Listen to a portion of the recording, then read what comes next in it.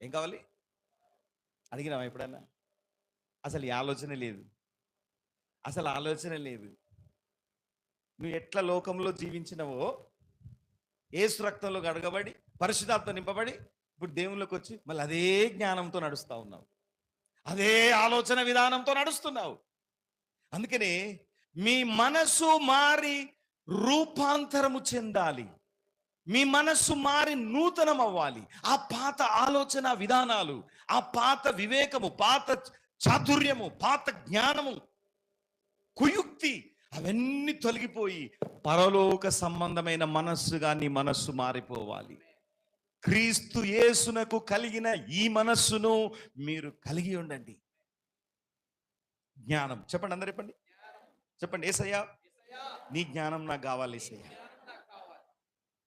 3వ అధ్యాయం, యాకోబు రాసిన పత్రిక 3వ అధ్యాయం